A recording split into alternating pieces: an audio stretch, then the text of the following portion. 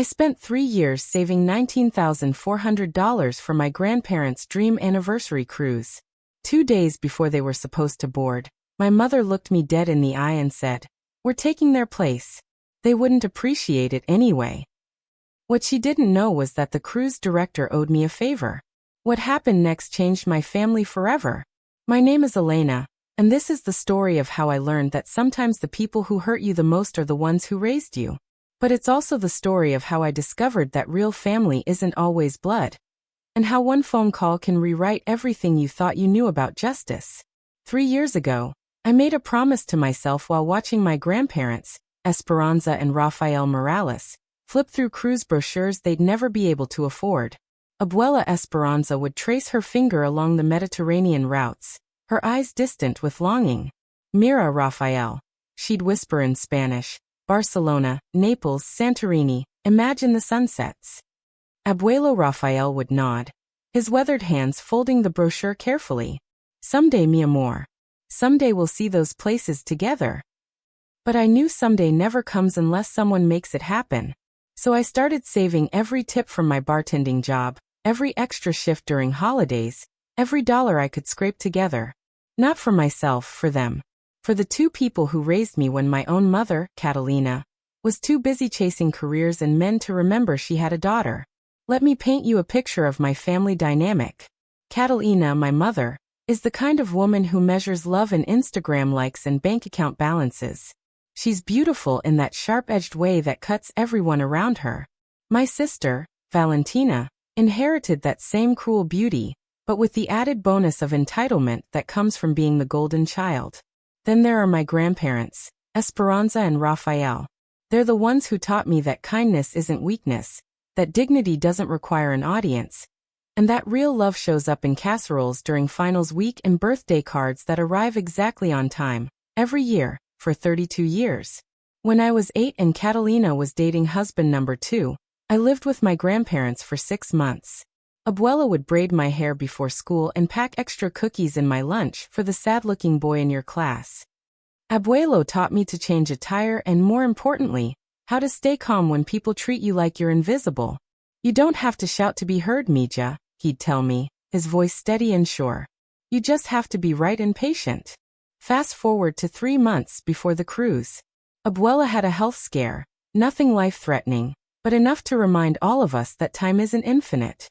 She was in the hospital overnight for observation, and I sat in that sterile room watching her sleep, listening to machines beep out the rhythm of her heartbeat. That's when I stopped dreaming and started planning. I found the perfect cruise, a 10-night Mediterranean voyage with stops in Barcelona, Naples, Rome, and Santorini. Balcony suite. The works. I even arranged for champagne and old love songs to greet them in their cabin. I booked everything under their names, Mr. and Mrs. Rafael Morales, and started counting down the days. The sacrifice was real. I maxed out my vacation time, picked up double shifts until my feet bled in my work shoes, and postponed graduate school by a year. But every time I wanted to quit, I'd remember Abuela's face in that hospital bed, how small and fragile she looked, and I'd find the strength to keep going. I didn't tell them right away.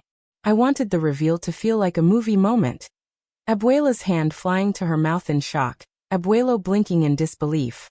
That dream kept me going through months of exhaustion and financial stress. 2 days before departure, I walked into my mother's kitchen to discuss final arrangements. Catalina was sitting at her marble countertop, perfectly manicured nails wrapped around a coffee mug, acting like she owned the world. "Oh, Elena," she said without looking up, stirring her coffee with deliberate slowness. "About the cruise. We've decided to go instead."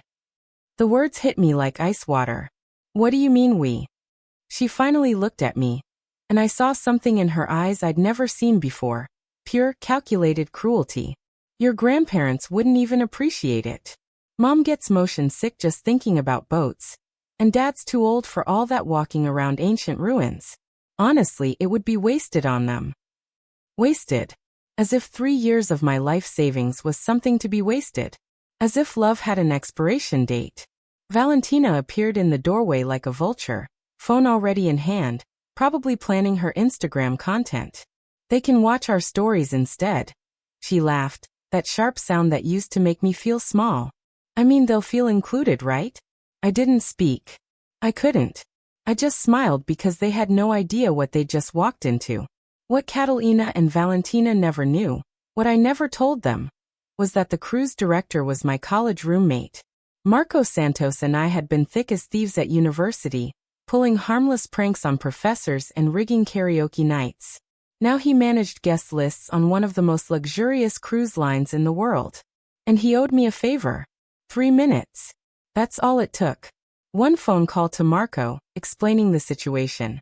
The manipulation, the entitlement, the betrayal. I asked for one simple thing. Make sure their names disappear from the manifest. His response was immediate. Consider it done, Elena. Family should treat family better than that. By that evening, I was sitting in my living room with Abuela and Abuelo, watching them open an envelope with gold trim. The cruise documents were inside, along with a handwritten note. For 38 years of showing me what real love looks like. Abuela read every word twice, tears streaming down her cheeks. Mija, this is really for us? I nodded, my throat tight with emotion. Every last detail. Abuelo just whispered. I thought you'd forgotten about us old people. Never, I said. I could never forget. The next morning, I was in my kitchen making coffee when I heard a scream from next door. Through the thin walls of our duplex, I could hear Catalina shrieking at someone on the phone. 20 minutes later, she burst through my front door without knocking, waving a piece of paper like a weapon. What did you do? She demanded, her perfect composure finally cracking. The paper was in Abuela's handwriting, shaky but determined. The arrangements have changed. Elena made this cruise for us, not you. We leave tomorrow. Catalina's face went through a spectacular range of emotions. Confusion, rage, disbelief, and finally, something that might have been respect if she'd been capable of it. You can't just cut us out like that, she hissed, her hands shaking. We're your family. For the first time in my adult life, I looked my mother in the eye and told her the truth. No, you're a habit I finally learned to break. The morning of departure, Barcelona's port was painted in shades of gold and promise. I stood with my grandparents, watching them stare at the massive cruise ship like children seeing Disneyland for the first time. Abuelo pulled out his ancient flip phone, held together with electrical tape, and attempted a selfie. He cut off half his face, but his smile was so pure that I didn't have the heart to correct him. I just laughed and took one of all three of us. Mija, he whispered. You're sure this is all for us? Every last detail, Abuelo. That's when I saw them. Catalina and Valentina rolled up to the VIP check-in counter, like they owned the Mediterranean, wheeling designer luggage, and wearing outfits that screamed, "Look at me." Valentina had on a ridiculous floppy hat and heels, for a cruise. Catalina was loudly telling someone on her phone. We got upgraded to the balcony suite. My daughter did all the work, but we're reaping the benefits. They hadn't seen me yet. Neither had my grandparents, who were too focused on organizing their boarding passes. But I saw everything, and I felt a calm settle over me like armor. I'd already made the call. When they handed their passports to the clerk, I watched the beautiful choreography of consequences unfold. The clerk scanned, paused, typed, scanned again. His professional smile faltered. I'm sorry, ma'am. There's no reservation under these names. Catalina's face transformed into something ugly. What do you mean? This cruise was arranged by my daughter. She pointed dramatically at me. That's her right there. The clerk, God bless his professional training, kept his composure. I'm sorry. These names are not on our guest manifest. I'll need to ask you to step aside. Valentina's voice rose to a pitch that could shatter glass. You've got to be kidding me. What happened next will be burned in my memory forever. Catalina stormed over to me, her mask of civility completely gone. You did this, she snarled, her voice low and dangerous. You think this makes you better than us? I stayed quiet, letting her words hang in the salt air like smoke. You can't just cut us out like this. We're your family. Finally, I spoke, my voice steady as Abuelo had taught me. No, you're people who share my DNA. There's a difference. She flinched like I'd slapped her. Valentina tried to recover with cruel laughter. Fine. Be petty. But don't come crying to us when Grandma ends up in the ER with heat stroke, or when Grandpa gets confused and lost in some foreign port. That's when Abuela, who had been quietly observing this entire scene, turned to face them. Her voice was soft, but every word landed like a thunderclap. You didn't want us to go because you thought we weren't good enough, weren't strong enough, weren't worthy of this gift. Tell me, mijas, how long have we not been enough for you? The silence that followed was deafening. Even the seagulls seemed to pause. Then Abuela reached into her purse and pulled out something that made my heart stop. A faded letter, torn at the edges, yellowed with age. I wrote this to you, Catalina, she said, handing it to my mother. 38 years ago when you moved out. I said, I'll always be proud of you, but please don't forget where you came from. Catalina's hands trembled as she held the letter. You forgot, Abuela continued, her voice breaking just slightly. But that's okay, because now we remember who we are. As we walked toward the ship, I looked back one last time. Catalina was still holding that letter, staring at it like she was seeing her mother's handwriting for the first time. Valentina stood frozen, her usual smirk replaced by something that might have been shame. The security guard was politely directing them toward the exit. On board, everything felt surreal, like we'd stepped into a parallel universe where kindness was rewarded and love wasn't conditional. My grandparents' cabin was everything I'd dreamed. Ocean views, champagne chilling, and jazz music playing softly in the background. But the real surprise came on the 5th day. A concierge knocked on our suite door with an overnight priority envelope, sealed with golden wax and bearing a family crest none of us recognized. Inside was a letter in handwriting I hadn't seen in over a decade, and a legal document that changed everything. The letter was from my Uncle Diego, Catalina's older brother, disowned and erased from family photos years ago after some bitter argument about money and Abuela's inheritance. Elena, the letter began. If you're reading this, it means you finally got what you deserved, a moment of peace. I hope it was worth the wait. You always reminded me of myself. Quiet, observant, left out. That's not a curse. It's the clearest view in the room. The legal document made me gasp out loud. It was a property transfer, a small seaside home in Mallorca, fully paid, deeded in my grandparents' names. This was the house your grandmother always dreamed about, Abuelo whispered, adjusting his reading glasses. We used to drive past it when we were young, imagining. The weeks following the cruise were the quietest I'd experienced in years. The usual storm of calls and demands from Catalina and Valentina had ceased entirely.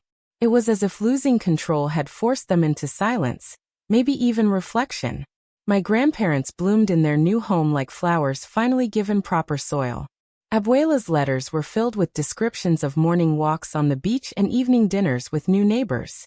Abuelo started hosting small gatherings, sharing his Navy stories and becoming the heart of their little community. You didn't just give us a house, Abuela wrote in one letter. You gave us hope, a chance to dream again, to believe that life can surprise us even at this age. Catalina reached out once, her voice smaller than I'd ever heard it. Maybe I was too harsh. Maybe I didn't see things clearly. But 3 years of manipulation don't disappear with a single phone call. I listened, acknowledged her words, but kept my boundaries firm. Valentina sent a text weeks later. I'm sorry. I didn't realize how much I hurt you. It was fragile, tentative, but it was something. 6 months later, I found myself sitting across from Catalina in a quiet cafe, steam rising from our coffee cups like incense. She looked older, lines etched deeper by consequences she'd never had to face before. I've been thinking, she said, stirring her coffee without looking up. About everything. About us. About what happened. And, she sighed, vulnerability cracking through her armor for just a moment. Maybe I was wrong. Maybe I took too much for granted. You weren't just some kid with a wallet. You were. Her voice broke. You were the best of us, and I tried to make you small because it made me feel bigger. I felt something shift in my chest. Not forgiveness exactly, but understanding. I'm not the same person I was, I said quietly. I spent so long trying to be everything for everyone. The fixer, the provider, the peacemaker. But I forgot the most important thing. What's that? To take care of myself. She reached across the table, hesitating before placing her hand lightly on mine. That's all I ever wanted for you, she whispered. In that moment, I realized that healing isn't about perfect apologies or fairy tale endings. It's about boundaries, respect, and the courage to say no. It's about choosing your own definition of family. My phone buzzed, a message from Marco, the cruise director who'd helped make it all possible. Saw the photos from your grandparents' new place. That smile on your grandmother's face is worth more than any favor you ever owed me. I looked around the cafe at ordinary people living ordinary lives, and I realized this was my life now. No longer defined by what I gave or what others took, but by who I chose to be. Strong, free, whole. The greatest gift I ever gave myself wasn't a cruise or a house, or even justice served cold. It was the courage to close one door and open another, to choose love over obligation, and to finally understand that sometimes the family you create matters more than the one you were born into. And somewhere in Mallorca, my grandparents are watching the sunset over the Mediterranean, holding hands after 38 years of marriage, finally living the dream I was proud to give them. That $19,400 was the best money I ever spent. Not for the cruise, not for the justice, but for the lesson it taught me about my own worth. Some stories end with revenge. This one ends with freedom. If this story resonated with you, please hit that like button and subscribe for more real-life stories about family, boundaries, and finding your own strength. And remember, your worth isn't measured by what you give to others, but by how you choose to honor yourself. Have you ever had to set boundaries with family members who took advantage of your kindness? Share your story in the comments below. You're not alone in this journey. Thanks for watching, and I'll see you in the next story.